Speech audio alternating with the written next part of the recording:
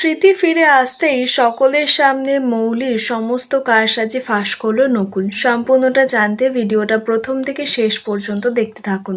গল্পের শুরুতে দেখা যায় যে নকুলের তো ছুটি হয়ে যায়।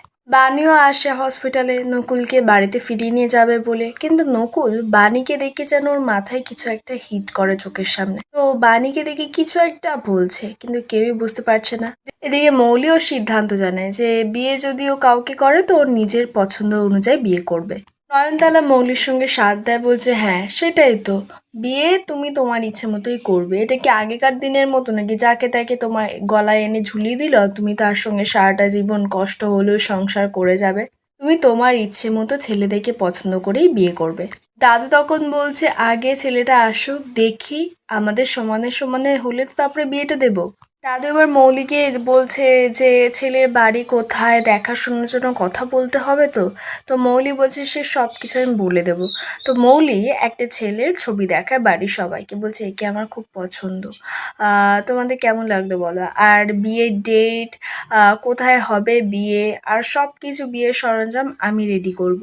দাদু তখন জানে যে বেশ, তোমার যদি এই ছেলেকে পছন্দ হয় তাহলে দাদুর আর কোনো আপত্তি নেই, কিন্তু শুভ কাজ দেরি করতে নেই, ফেলে রাখতে নেই, তাই যত তাড়াতাড়ি সম্ভব সেই ছেলের সঙ্গে আলাপ করাতে বলে দাদু মৌলির।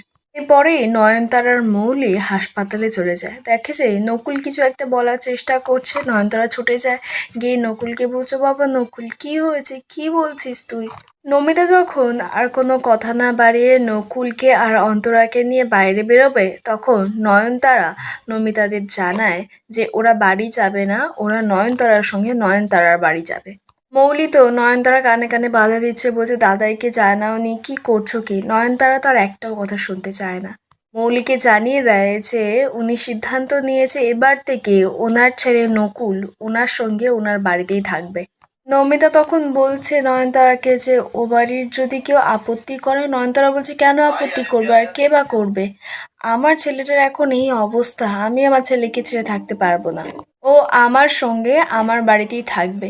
নয়নতারা এতবার করে বলছে, কিন্তু নমিতা কোনো মতে রাজি হচ্ছে না। শেষ পর্যন্ত বাণী নমিতাকে বোঝায় যে ঠাম্মি নিজে এসেছে আপনাদেরকে নিজেদের বাড়িতে নিয়ে যেতে, তাই আপনারা না করবেন না।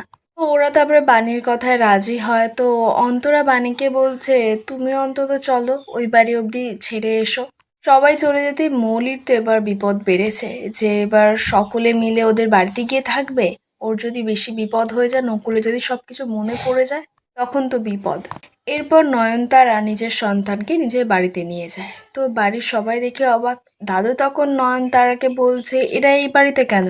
নয়নতারা তারপরে জানায় যে যতদিন না নকুল সুস্থ হচ্ছে ততদিন ওরা এই বাড়িতেই থাকবে।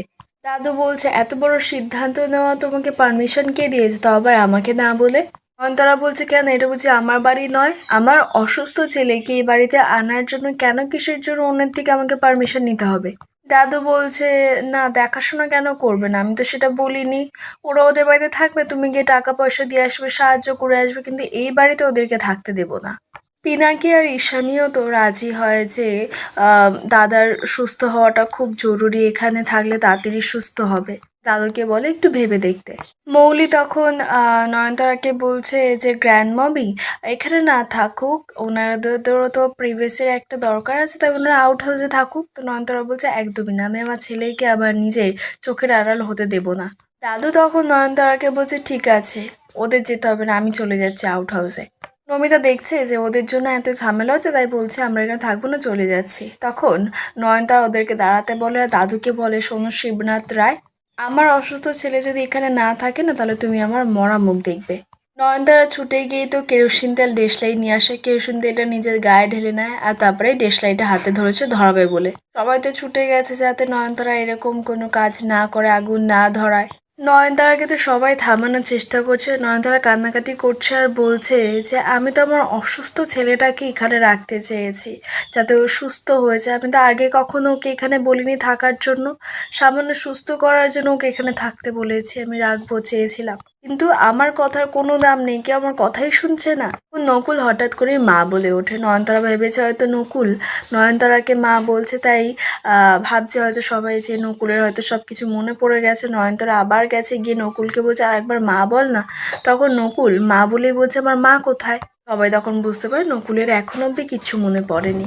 নকুল সবাইকে দেখতে দেখতে গিয়ে ঈশানীর সামনে গিয়ে দাঁড়িয়েছে, দিয়েই বলছে এই তো আমার মা। ঈশানী কাজ্জা বলছে আপনার কি হয়েছে দাদা? তো নকুল তখন বলছে আপনি মা নন। নকুল তারপরে দাদুর কাছে গেছে, দাদুকে গিয়ে দাদু দাদু বলছে, বলি পাগলের মতো করছে। নয়নতারা তখন দাদুকে বলছে দেখো শিবনাথ রায়, আমার ছেলেটার অবস্থা দেখো, এত কিছু দেখার পরও তোমার পাষাণ হৃদয়টা একবারও গলছে না। তুমি বলো না এই অবস্থা সেটাকে রাস্তায় ছেড়ে দেবো? দাদু তখন জানায় যে ঠিক আছে, ও যতদিন অসুস্থ ততদিন ও এই বাড়িতে থাকবে। ঈশানী তারপরে নমিতাদের বলে যে তোমরা যাও গেস্ট রুমে গিয়ে থাকবে। ওরা চলে যেতেই বানি চলে যাচ্ছিল। তো ঈশানী বানিকে ডেকে বলছে যে বানি সাথী কেমন আছে? তো বানি জানায় যে সামলে ওঠার চেষ্টা করছে। তো তখন ঈশানী বলছে স্বাভাবিক তো না, এত বড় তোমাদের উপর থেকে ধাক্কা গেল। আর তোমরা কেমন আছো? তোমরা ঠিক আছো তো বানি? বানি বলছে হ্যাঁ। ঈশানী তারপরে বলে যে তোমাকে দাঁড় করালাম একটা দায়িত্ব দেবো বলে, কারণ দাদু অনেক দিন ধরে নারকোল নাড়ু খাবে বলছে। তো ঈশানী সব রান্নাই পারে, কিন্তু নারকোল নাড়ু যে পাকটা দিতে হয় সেই পাকটা ওর হাতে হয় না। তাই বানির কাছে আবদার করে যে ও যদি একটুকুনি নারকোল নাড়ু বানিয়ে দেয় তাহলে খুব ভালো হয়। বানি তো রাজি হয়ে যায়, বলে যে বানিয়ে দেবে। ঈশানী যায় টাকা আনতে, বানি তখন আটকায় আর বলছে টাকা কিসে? দাদু নিজে নাড়ু খেতে চেয়েছে, আর তার থেকেও বড় কথা মা দায়িত্ব দিয়েছেন, মার থেকে কখনো টাকা নিতে পারি? সম্পূর্ণ আপডেটটা আপনাদের কেমন লাগলো অবশ্যই কমেন্টে জানাবেন।